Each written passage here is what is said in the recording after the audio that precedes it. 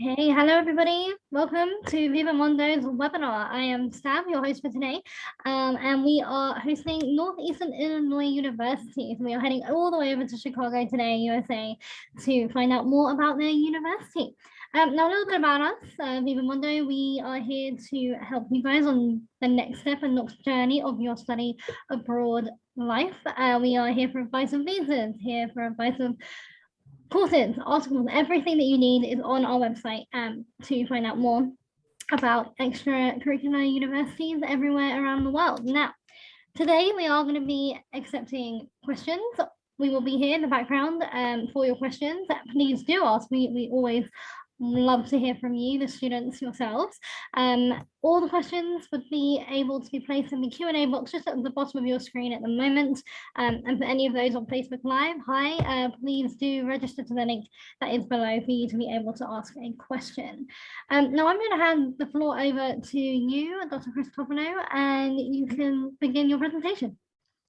Thank you. Thank you very much. And thank you for hosting us today. We're really excited to be here.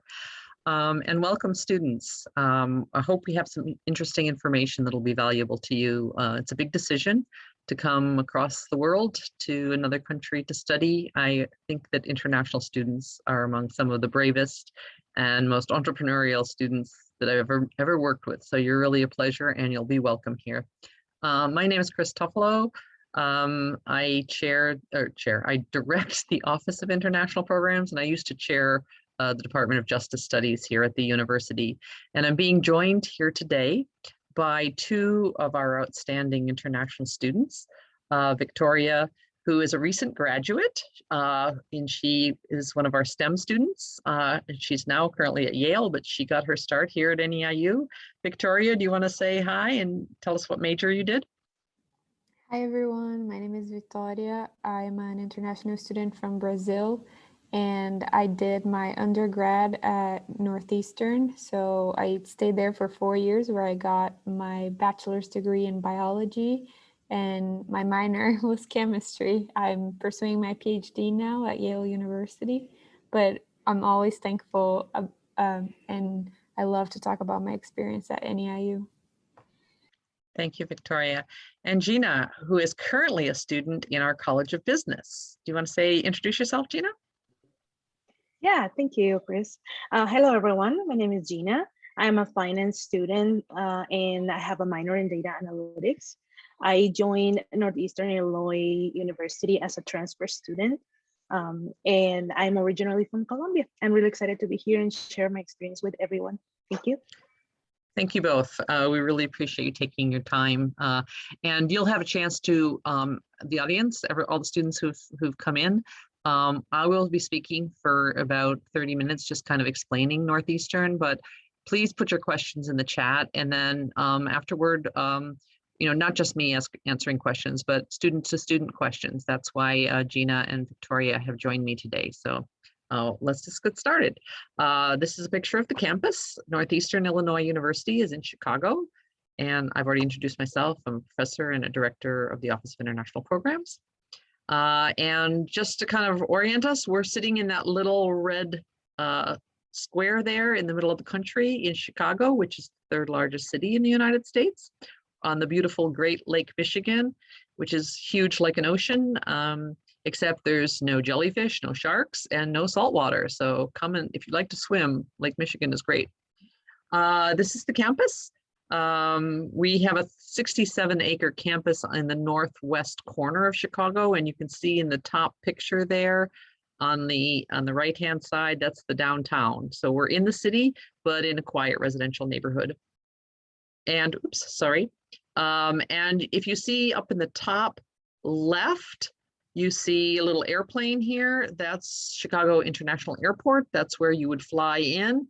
And it's about 10 miles over here to this letter A in orange or yellow. That's where the university is. And if you chose to live on campus, I personally will pick you up from the airport. That's a service we provide. A little bit about Northeastern. We're a public university founded in 1867. We were founded as the first education college, a normal school in the state of Illinois, and Illinois is one of the first states in the United States to set up public education. So we're very proud of that. And today we're in the top 5 states in the union that accept international students. Like I said, the university is in a quiet residential neighborhood, but we're just a train ride to downtown. We're listed as the safest university in Illinois, and we're also ranked #1 in social mobility. I'll talk about that a little bit more later. And we have people from all over the world in our campus, not just the students, but also the faculty. We're listed as the most diverse, ethnically diverse campus in the Midwest. And we are a teaching school. So we have supportive, caring faculty who use engaged teaching methods.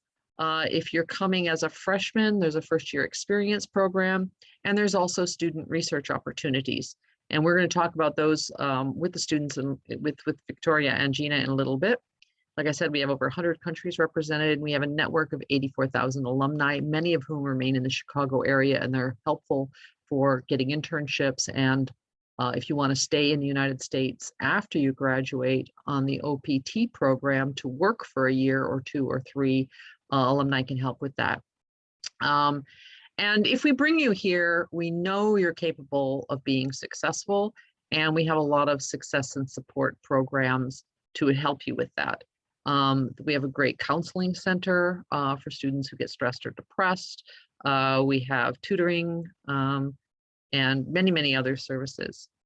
And I think this is one of the more special things about NEIU is our 13-to-1 student faculty ratio, which is amazing.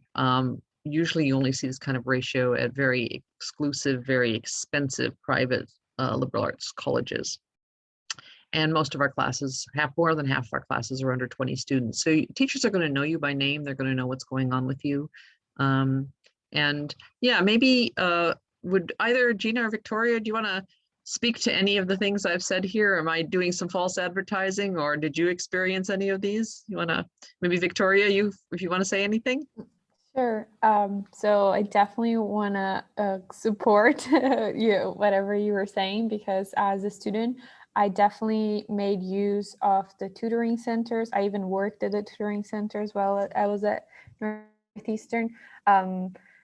Also the counseling program, I participated in that because I guess, I don't know if Gina can relate, but I struggled a lot by being away from my family. So counseling was a very important part of this journey for me.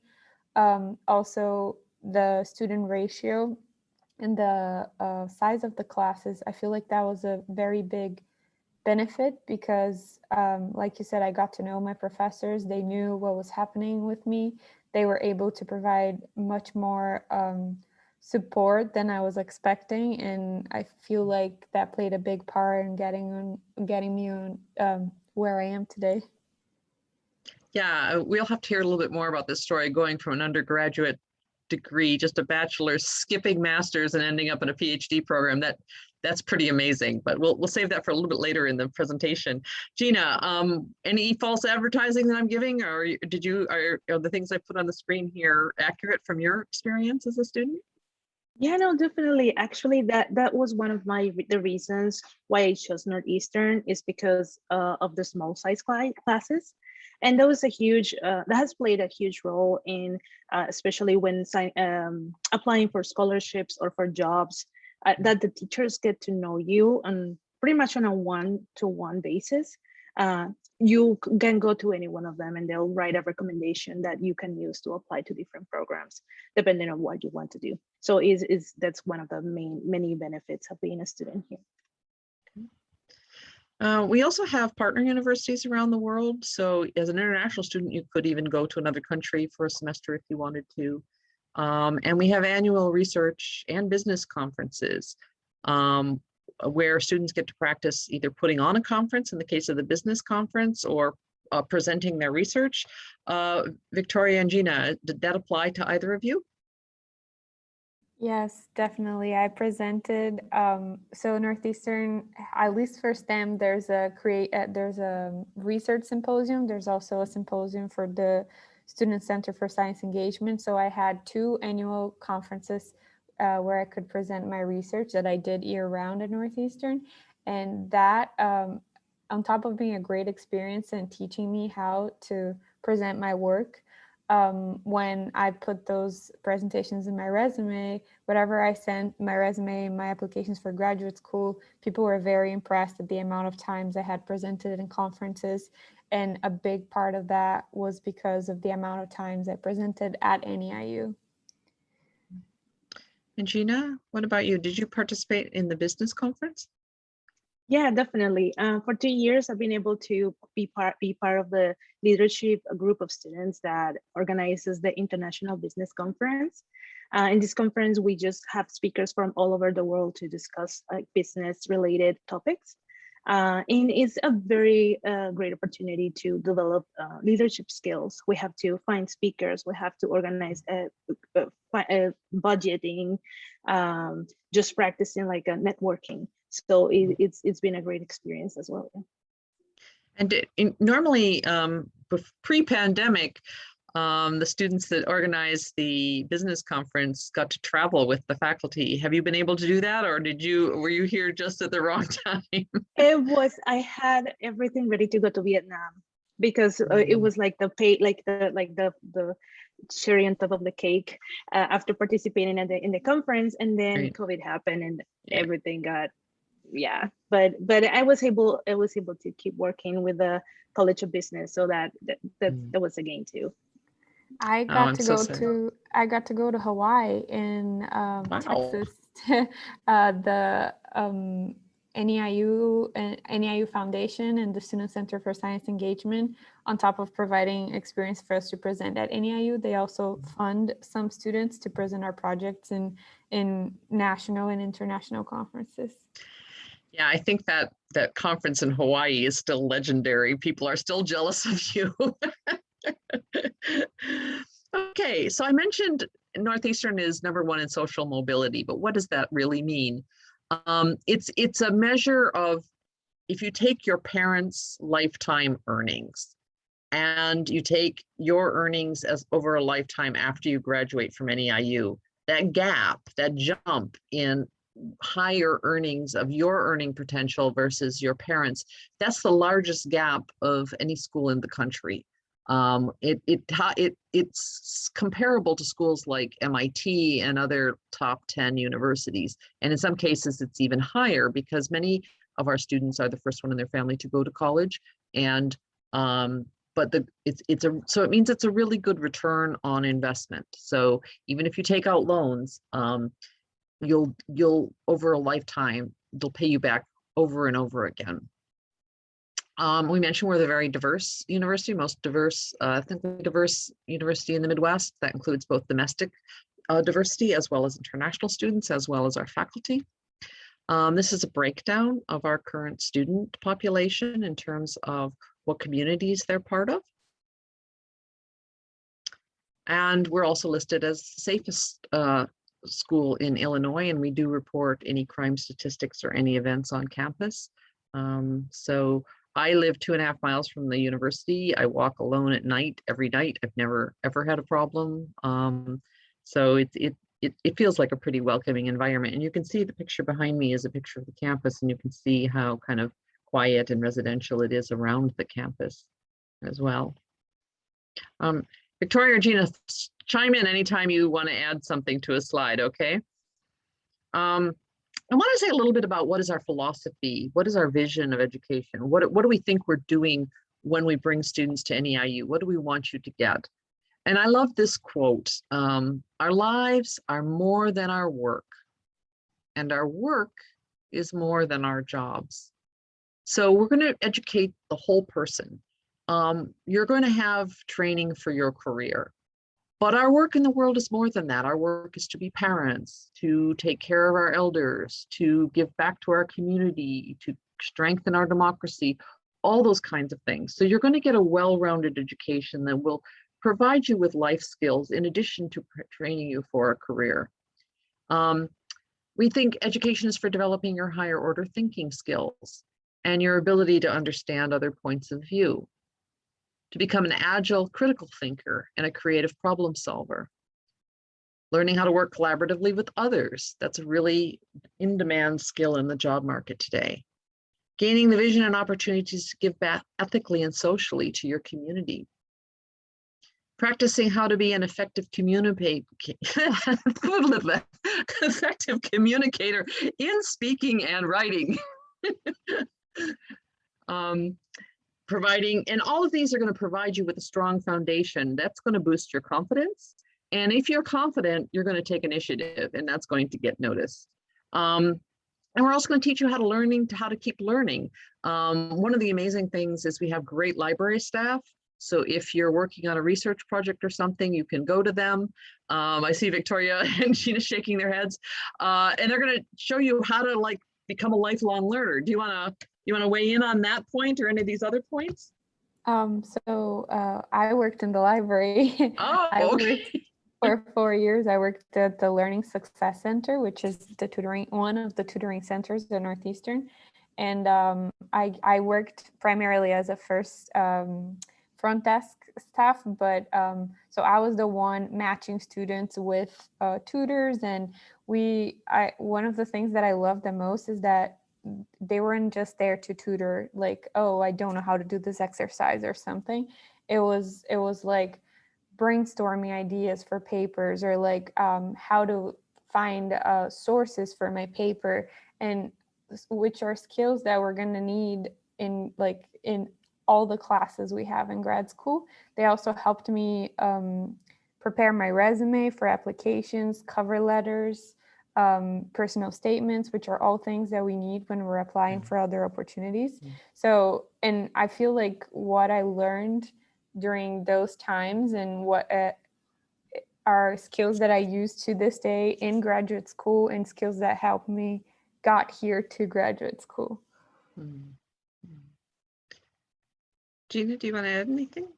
Yeah, I was going to mention one of the most valuable aspects of the libraries specifically is specialized librarians. Like we have, for example, I know the person who's going to tell me all about business, and he showed us databases and websites that we can do. For being students, we have access to, and it simplifies our lives, and it helps us build our skills. So it's very great service. Yeah. Good. And what about some of these other points in terms of what NEIU, I mean, I think this is what we, as faculty, I think we aspire to develop these kinds of things. Do you think that's a fair statement of the way you were taught and what you're coming away with when you graduate? No comment? I think I was going to say, I think so. A lot of my classes were biology related, I feel like, but Sure.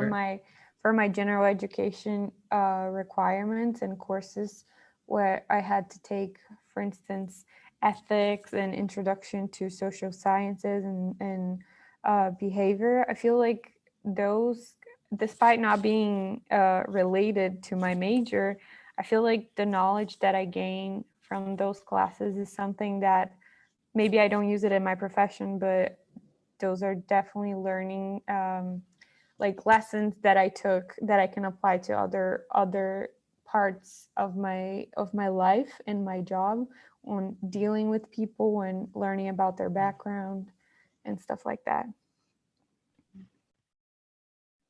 Yeah, and I've had the same experience. What the faculty tried to do is try to integrate this life learning skills. For example, incorporating data analytics into the whole curriculum, not only data analytics class, but also in finance and marketing, accounting.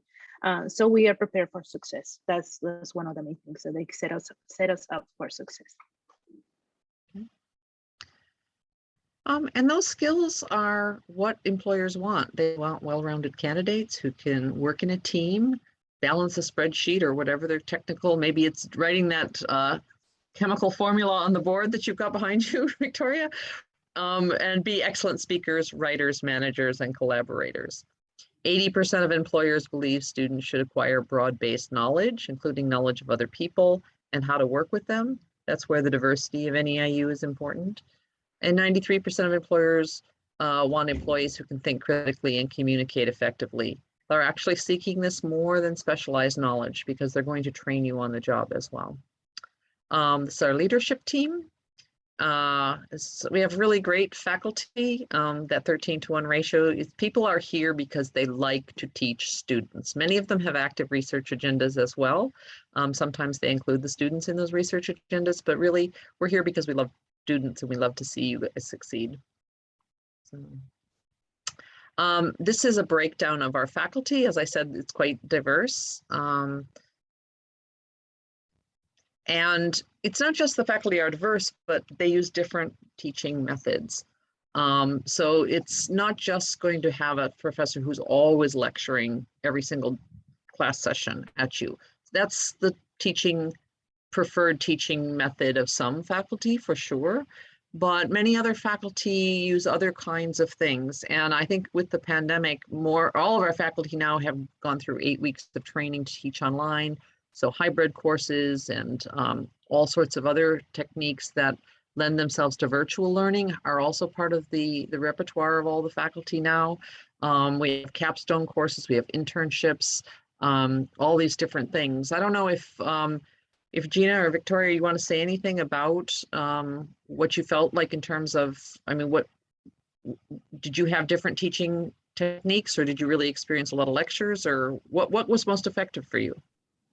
I think for me, I really enjoyed the experiences I had in my classes that had the laboratory component, because I feel like I got to like do things on my own and then like see the outcome. I'm obviously the pandemic kind of ruined that the past couple of years, but I feel like the aspect of like, I'm doing this, like I'm not just learning about this in theory or just watching a video, I'm actually doing this myself, is something that showed me how much I liked being in a laboratory environment, and how much I loved doing what I was doing, which for me it was great because it helped me to decide what I wanted to do after graduating. You mentioned the capstone courses. I chose not to do a capstone course. I mean, I guess it's considered a capstone course still, but it was an independent research. I guess I took like 6 credits, which would be equivalent as the capstone courses. And in those 6 credits, I was conducting my own research. Of course, I had an advisor, but I was brainstorming ideas for my project, completing the experiments. So I felt like that was a great experience to teach me that I could be independent, and that helped me develop my critical thinking skills. Yeah, my experience has been very similar, and it goes along with like building those relationships with your instructors. By doing that, you also have an input into the kind of learning. If you have a different learning, like the way you learn is different, you can tell your instructor, and the instructor will find ways to help you. And it's just like very diverse methods of teaching that is going to enrich your career and is going to enrich your future in the field that you choose. We're in Chicago. I said 3rd largest city. If you're not in class and not studying, there's a ton of things to do. We're a music city, we're a theater city, we're a sports city, and there's museums, there's a ton of things to do. If we have time, maybe we'll circle back to that. And there's also a lot of campus clubs, and that's where you're going to meet students with similar interests, develop your leadership skills, give back to the community, build your resume. I don't know, are either of you active in clubs? I participated in the NEIU SACNAS chapter, which is the chapter for the Society for Advancement of Mexicans, Native Americans, and Minorities. Also participated in the Society for Microbiology chapter that NEIU has.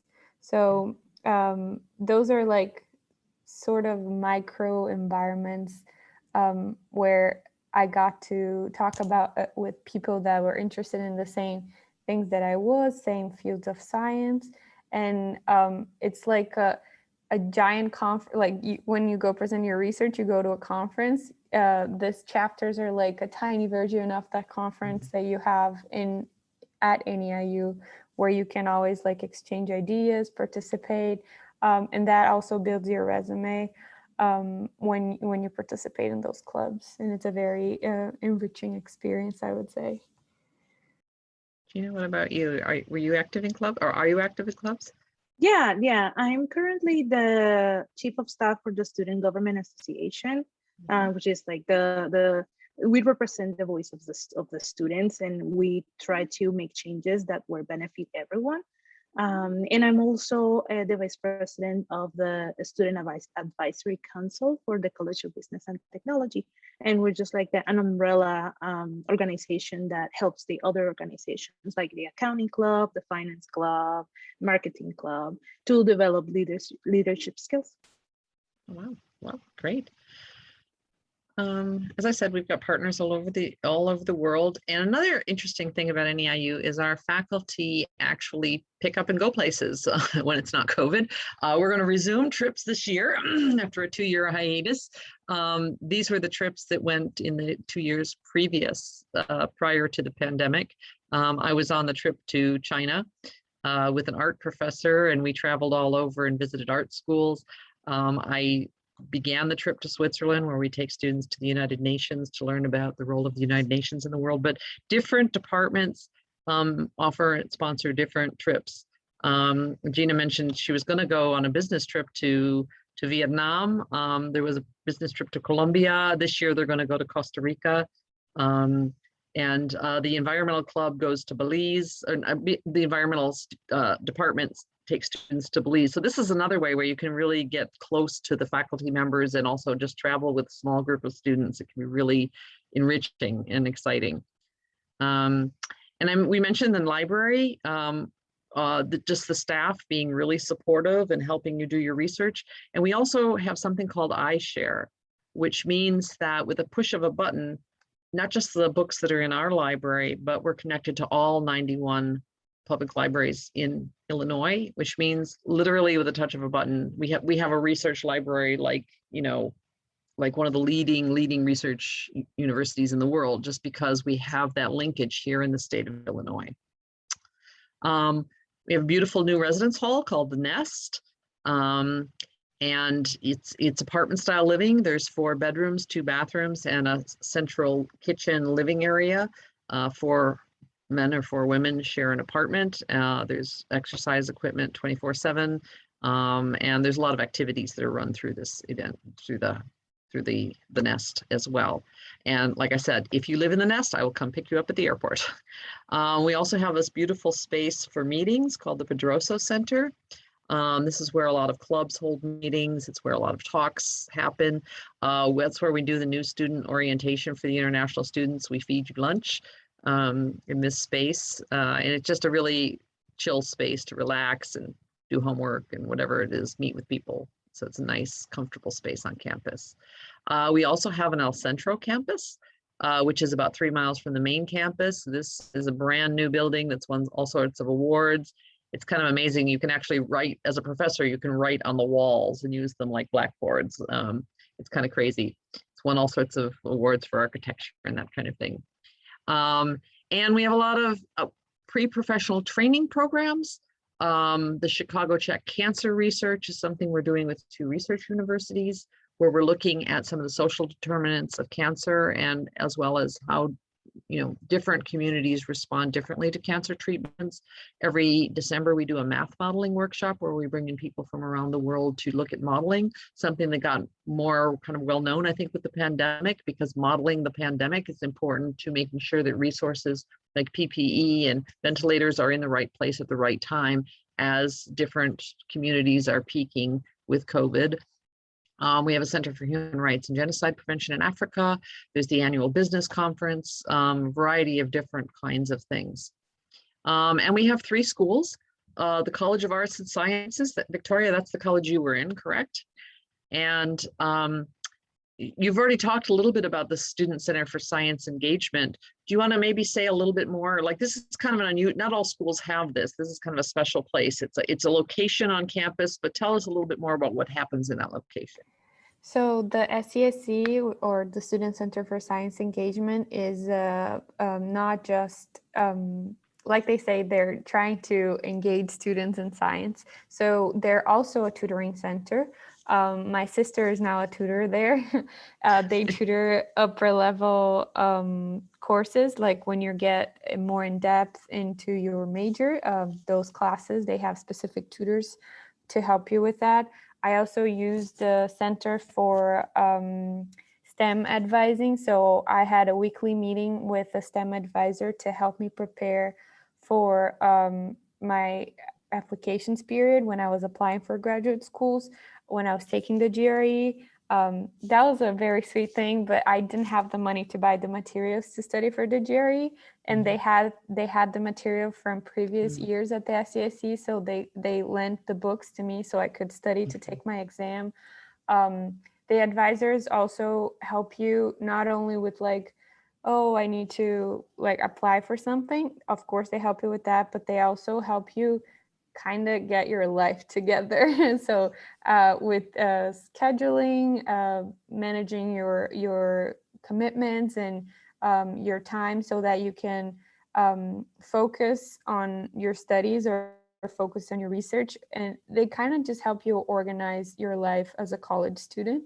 And that was very helpful for me. It's also a place where you can just go there and hang out with other people that are in the same areas that you are. So it's a very welcoming place. Like I said, they also fund student research.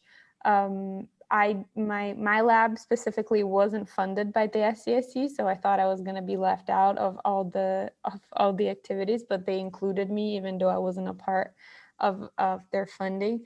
I got mentoring on how to write abstracts, how to present my research, how to how to present my research, how to even interview at graduate schools.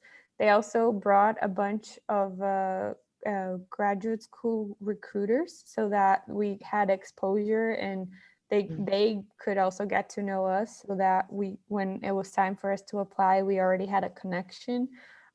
They funded our travels for conferences so that we could present our research. It was just, I love talking about the SCSE just because they helped me so much. And to this day, I still talk to my STEM advisor and let her know how I'm doing, or if I have any questions that I think she can help me with, I still contact them. I feel like it's an amazing resource to have. And NEIU, I think all NEIU students are very lucky to be able to have access to a place like the SCSE. And in addition to that, we have a pre-professional advising program. So this is separate from the Student Center for Science Engagement, but for students who are pre-med or pre-law, we have another advising center for them as well. We also, I said the oldest part of the college, of the university, is the College of Education. Our Ed Leadership program is nationally recognized as one of the top in the countries. And our counseling programs are getting more and more attention. So many people have asked about counseling. I think the pandemic has brought up a lot of mental health issues. In our programs in health science, as well as exercise science, and our MPH program, these are all housed there as well. And then we get to the College of Business and Technology, which is our third of we have these three main colleges. So this is the last of the colleges, and it has Aacsb Accreditation, which is only about 5% of the world's business schools have earned this. In our part of the whole country, I think we are the most affordable College of Business with Aacsb Accreditation. So it's a very good value. And to get this accreditation, it means that an outside agency has come in to make sure that our curriculum is up to date, useful, and challenging. It has both theoretical and practical learning. There's research going on. And then there has to be something extra. And in our case, we have urban leadership through service is one of our extra things. And we're beginning now to develop more interest in the UN sustainability, Sustainable Development Goals. So that's going to be begun to be added into the program. And like I said, we also have an international business focus as well, hence the traveling with the students and doing the international business conference. And that's the faculty in this college in particular, really, you're hard pressed to find an American-born faculty member. They're from all over the world. And that was really great if you're wanting to go into international business. And the dean of the college has set up an executive council of local business leaders that he meets with regularly, and they are constantly telling the faculty, like, look, this is the newest trend which is happening in my company, or this is happening in my sector. You really need to be preparing the students on that front as well. And these are the degrees that the program has. Gina, do you want to talk a little bit more about kind of like what your experience has been in the college, or what do you think are some of the unique components of this particular college? Yeah, so one of the things is like we're currently getting ready to get our recertification for the Aacsb. So it's going to happen in October. So we as students, as student leaders, have the chance to participate in this and part of this process. We get to say our input and share our experience with the people that come, and we're able to also share this with the college, which not a lot of colleges of business in the country do. So it's a very close relationship with the students. And another thing that I was I forgot. I'm sorry. I forgot. Could you please go? Yes. Yes. So you get a well-rounded education, like the core courses for business. We have to be in touch with every field in business. We have to take marketing class, a finance class, accounting, management, and so we get a well-rounded formation, and they set us up for a great career. So it's a very good program. And Gina, are you doing a bachelor's or are you doing a master's? I'm doing a bachelor's right now in finance. Bachelor's. Mm-hmm. Okay. And there was one of the, oh, I know what else. You mentioned you're doing some data analytics. And I know sometimes students will ask me, oh, do you have a data analytics program? And what I understand from the dean of the college is we know that trends in business happen fairly quickly. So supply chain was like the flavor of the month about 2 years ago. And I had students, oh, do you have a degree in supply chain? And our philosophy has been, no, introduce you to these different things, because what will happen is the business community will realize they need something, and then everybody will rush there, and then a year or two later it's something else. Could you speak to that directly? Yeah. I actually remember what I was going to say is it goes in hand with this. I also had a chance to participate in the council, on the executive council that the dean has with the leaders in the industry in like the area. And part of that lets me know what's going to happen in the future with the college. So, and right now, like you were saying, right now, data analytics is a huge area in which like any business students should it shouldn't be an option, it should be a mandatory. For example, and I was interviewing for a job and I mentioned it, and the interviewer stopped me and she was like, I'm putting a star next to your name in writing data analytics because it is a huge game changer. So I know that the business is working on a cybersecurity degree in a data analytics degree as well, and as well as like different tracks that the students can go into: management, data analytics management, data analytics finance. So yeah, there are new programs, and there are going to be the next supply chain degree. So it is exciting work that they're doing. And while we're on that subject, kind of relatedly, my office, the Office of International Programs, we serve all the international students on campus. And one of the things that we do, and one of the things that you can do after you're done studying, you can apply to stay in the United States for 1 year in most programs. For the STEM students, you can stay for 3 years to do OPT, optional practical training. And that is the ability to stay in the United States and work full time for a company or an agency or an organization. Our office will help you prepare that application. We don't charge for those services. So just kind of wanted to make sure we get that in. And we also have, like there's the Student Center for Science Engagement, NEIU also has something called the BIG Center, the Business Innovation and Growth Center. Gina, have you been involved with this at all? No, since COVID, I think I had it in my to-do list, and then COVID happened, and it got kind of stalled for a little bit. But it's still there. It's still there, and they're working tirelessly. Yeah. So they're helping, if you want to be an entrepreneur, you want to set up your own business, this center is designed to help you do that. And this year, 2 of the students that did OPT actually started their own businesses. We had somebody who started a retail business in a mall from Colombia, the student. And then we have another student from China who set up her own music school. So this kind of thing, this entrepreneurial thing is a big part of the school. I'm going to skip this slide because we already have Gina. We don't need to listen to what other alumni have to say. And I am going to talk about money, but I do just the cost of the university. But I do want to stop for a second because I see that we have 9 questions in the chat. I'm unable to see those questions, but maybe somebody could read them out for me. Sure, yeah, I can jump in here for you, Chris. Sure. Okay, let's start with the first one. Would I gain any accommodation advice along with any visa advice before traveling? Sure, that's another service that my office offers. So you'll apply to the university and you'll get accepted.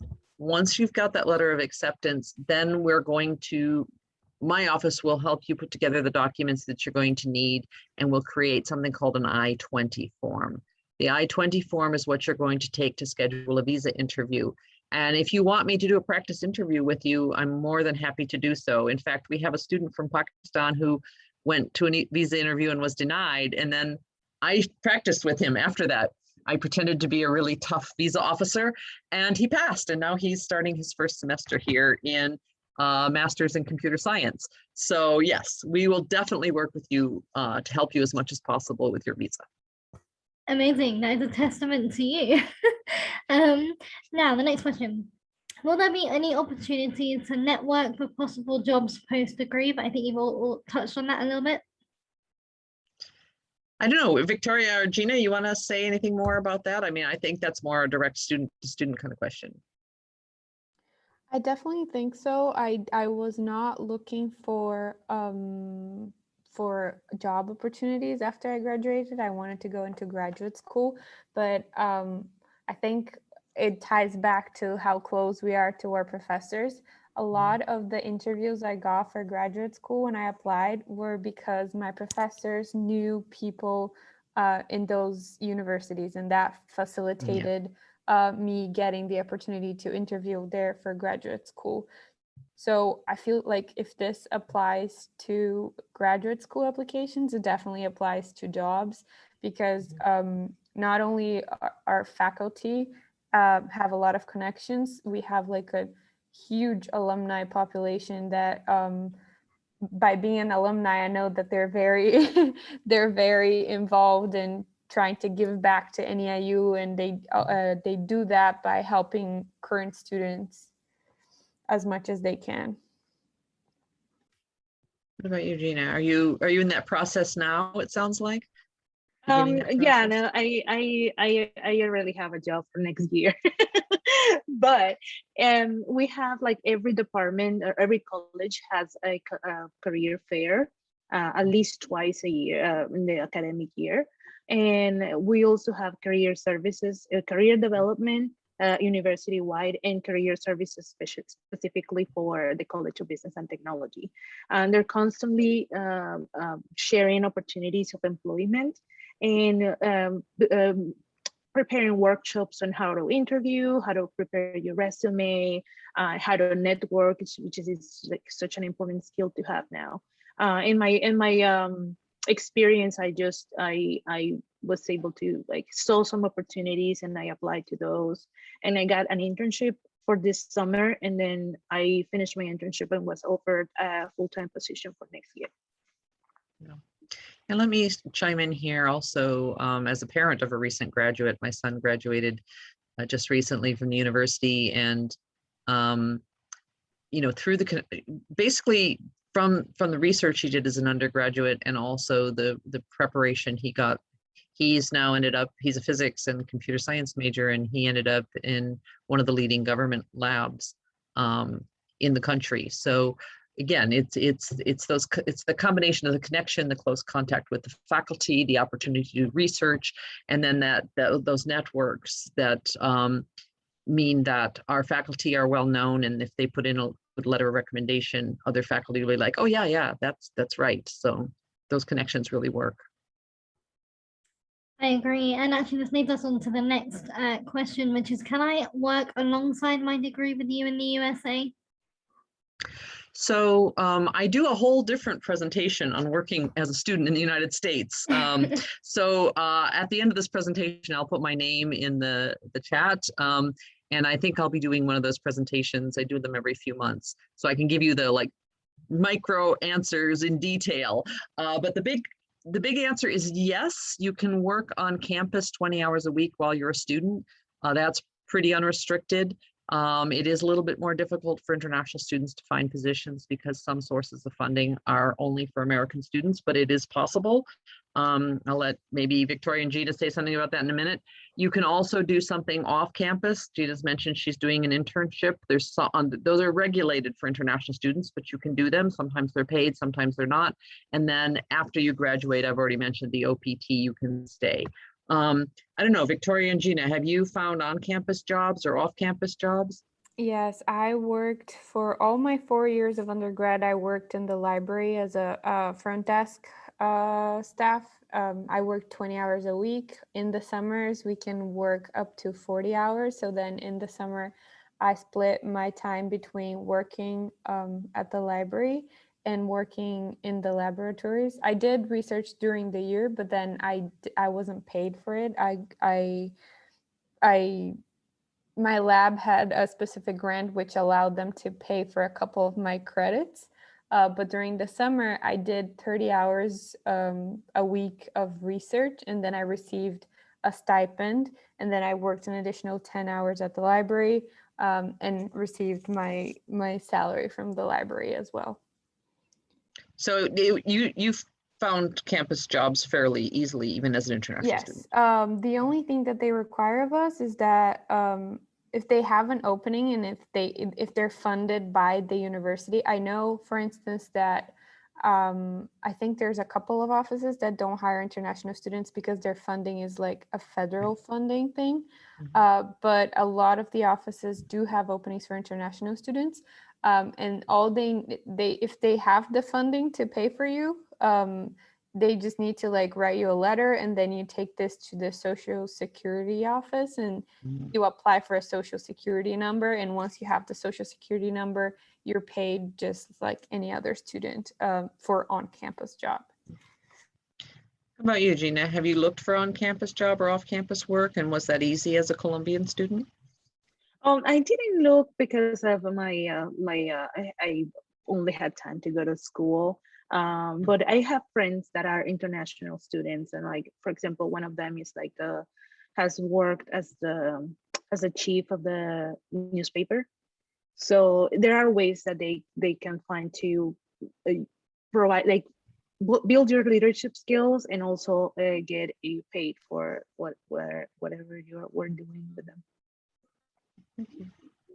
Awesome. On to the next question, or do you want to continue your presentation? Let me finish up this. This has been on the screen for a while. Yeah, of course. Just because students always ask how expensive it is. So you'll see the numbers in yellow there, which are the costs for undergraduate and graduate students per year. And I've got those numbers compared next to the average cost of private universities and the average costs of other public universities. So you can see that we're pretty economical, a pretty good deal. And then down in the bottom left, this 15,600 is what it would cost you to live for a year as a student. It's for housing, food, books, your medical insurance, and those kinds of things. So you have to assume that your cost is going to be the 15,600 plus either the 22,000 or the 17,000, depending on if you're coming for graduate or undergraduate. And you'll notice there's some little fine print under those two numbers. So undergraduate degree will, it'll take you 4 to 5 years. If you're going in 4 years, you're going to be taking more classes per semester. An international student must be full-time. You must take either 4 or 5 classes. The price of 22,000 is quoted for 4 classes a semester or 8 classes a year. But if you want to finish in 4 years, you'll take 5 classes plus 5 classes, and that's more like 28,000. For the graduate school, it's 17,000, but the business school, because of the Aacsb accreditation, is slightly more expensive. And so that figure of 19,000 would be the cost of tuition and fees. And most of our graduate programs are 2 years. And to return to that if people have more questions. These are some of the most popular undergraduate majors that international students ask me about. And you can see we've got the top 2. We've got the biology major and the business major, top 2. And we do not require an ACT or an SAT score. You need a grade point average of 2.5 on a 4.0 scale. You need a 4-year high school degree. And then we accept various different English language exams, TOEFL, IELTS, PTE, and Duolingo, which you can do from your home with a computer. If you've gone to an English medium school for your last degree, we can waive that. And you will not provide us any financial information until after you've gotten a letter of acceptance. At the top of the screen there, you can see our 3 deadlines, March 1st, June 15th, and October 1st. So at this point, I think it's probably best to think about trying to apply for fall of 22. Our classes start near the end of August, and you'd need to have an application all completed by June 15th. You could start that application now. It is possible to start in the summertime, but it's a little bit intense. And I'd want to talk with you one-on-one about whether that's the right fit for you. That deadline for summer is March 1st. These are some of our featured and most popular master's programs with international students. You can see again, it's the STEM programs, accounting, the MBA program, chemistry is excellent. We see a lot of international students in that. We've seen more interest in counseling programs, exercise science, computer science is a huge number of international students.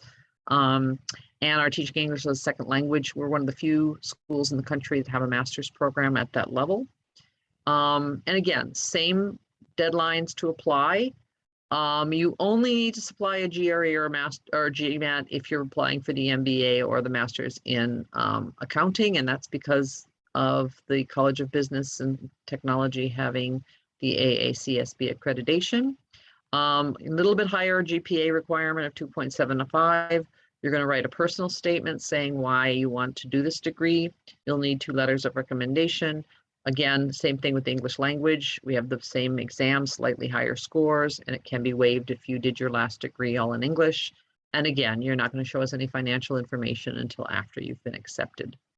And if you need some more training in academic English, we have our SAIL program, which is our ESL program. You can come for a semester or a year to do that. We also have SAIL Anywhere, which is our English language program, which is online in 8-week segments. So you could sign up just to kind of brush up.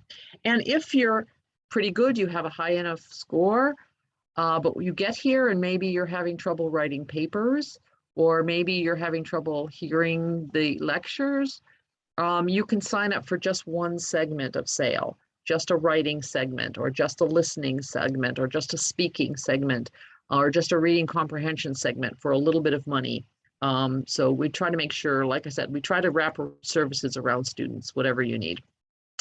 And because we have those services, and for some of the reasons that I think Victoria and Gina have talked about, we have 90% of our students who are international students graduate. which is a really high success rate. And some of them graduate a little bit later and they don't get counted in the way statistics are caught, but 90% of our students graduate on time, I should say. And finally, I want to thank you for coming. We've still got a few minutes to answer the rest of the questions, and I'm just going to have my contact information there. I'm Chris Tuffalo. You can see my name written on the screen there, and then that's my email and my WhatsApp. And so please contact me if you have more questions or would like to speak with me. And let's wrap this up with the rest of the questions. All right, thank you so much, Chris. That was a lot of information, but really well thought out. So obviously anyone who is watching it on the recording, they can always pause and write down some notes. Okay, let's get back into the questions. So, do I have to be fully vaccinated before coming to your institution? No. We are asking all students to be vaccinated once they're here, unless they have a religious reason or a medical reason not to be vaccinated, in which case they do need to test weekly. And right now, they're giving out amazing incentives to get people vaccinated. So they're giving out like $500 scholarships every week, and there's going to be a grand prize of a full year scholarship for the student that wins the grand prize. So we have about 80, we just have the figures in today, 83% of the staff and faculty are vaccinated. And to date, we know of 60% of the students are vaccinated. We have the other 40% where we're still confirming their records. So it's more than 60%, but because we actually, the nurse takes your certificate, she checks it against the registry of the state, and we make sure that those numbers are accurate. So no, you can totally come without being vaccinated, and you can get a free vaccine and free tests once you get here. Amazing. And are classes online or in person? We tried to go 80% back in person this year, but students have kind of voted with their feet. Our in-person classes are a little bit smaller than average, and our online classes are a little bit larger than average because some students are still hesitant. We have 4 methods. We have in-person and online, where you just go in and sign into the class anytime you want to. Then we have something called hybrid, where you sometimes come to the class and sometimes you stay online. And then we have something called remote. We're doing a remote class right now. So you have to be there in real time, but you don't have to leave. You can do it with your slippers on. Amazing. That's kind of how we're doing this now. That's right. So how are the extracurricular activities during COVID times? Maybe Victoria and Gina want to answer this one. So I graduated May 2020. By then, I feel like everything was shut down because COVID was just starting. So maybe Gina can answer this one. Yeah, we with the COVID, with the quarantine, it happened right before our international business conference this year. Well, yeah, it was after quarantine, but we had to do it remote. We translated all the format into a remote version, and that gave us like and we learned from it. And now we tried to do it in person, always like limiting spaces just to be mindful of social distancing. But we are ready now with a fully remote version of every event that we plan, and we're ready to just go to remote if we have new restrictions. Perfect. Are there any scholarships available for international students, Chris? There are, at the graduate level, international students are welcome to apply for the graduate assistantships, just like the American students, and they tend to get them, I think, maybe at a slightly higher rate. But only about 7% of any students are getting those graduate assistantships. But if you get them, oh my God, it can be full tuition plus an opportunity to work on campus 20 hours a week.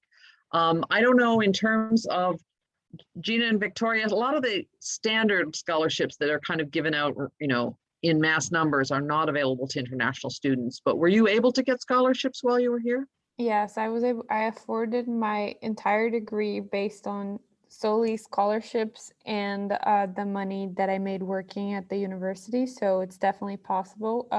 I mainly we're mainly eligible for merit tuition scholarships. So that means we have to keep very high grades. The College of Arts and Sciences gives merit tuition every semester. I think they cover up to 6 credits. I was also a part of the university honors program, so they also offered merit-based tuition, merit-based scholarships, and some specific opportunities. Like there's a scholarship that I got that was based on determination against all odds. So I had to write an essay explaining all the obstacles I faced to be a student at NEIU. There's also another one that was based on my research. So if I was presenting my research, if I also had to show like an assignment that I did for an upper level class that I had. There's each college has specific scholarships as well. Most of them we are eligible for, but some of them are very specific because I think their funding comes from other sources, not the NEIU Foundation. Yeah, the College of Business has kind of like the same, the merit tuition, which is the one that I funded part of my tuition with throughout the 2 years that I spent here. And now we're having also like some leadership positions have some stipends that they're not like in cash, but you get like a scholarship for part that help you cover for the credits that you're taking in business. Okay, and to finish off, when do applications close? So October 1st, if you want to start in January, but visas are hard to get. Visa appointments are taking a long time right now. So I would say start planning now to come next fall or next summer. Take down my information. The summer deadline is March 1st. The classes would start in May or next fall, which is the beginning of the academic year here. Those classes start in August, and you must have a completed application by June 15th. And just one other thing to say is we've started a buddy program this year. So we've signed up every international student who comes. If they want, we'll sign you up with an American student who will start emailing you before you arrive, and they'll take you for coffee when you get here. They'll help you figure out where to go shopping and all those kinds of things. And we also have something called the free store, where we collect some basic items like dishes, and we try to give those out as we can to international students. So like I said, we try to have as many services as we possibly can think of to try and help students, because we know it's a big, big journey, but well worth the trouble. Amazing. Thank you so much for your informational webinar. Everybody who is watching either offline and online, the information to get in touch is all on the screen, and they will be in touch with you post webinar as well. Any last words before we finish up, guys? I'll turn it over to the students. It's all about them. I think it's a great opportunity to be an international student, especially at NEIU. I feel like I grew a lot, not just academically, but as a person. I learned skills that I'll take for the rest of my life, and that is I would do it all over again. It's hard, but I would do it all over again. I agree with Victoria. It's a great experience, and it leaves you with meaningful relationships, not only with the instructors, like we said, but with other students that go on the same road as you are. So it's a great opportunity, whether you want to stay here or go back to your country of origin. It's very meaningful skills and experiences for everyone. Amazing. Thank you so much, everybody, for attending. And thank you guys as panelists and students as well for giving your opinions and amazing experiences. I think it's really authentic and a great way to find out more about a study abroad experience, you know. All right, everybody, I'm going to say good night / good afternoon, wherever you are, but have a great evening, and thank you for joining. Thank you. Bye-bye.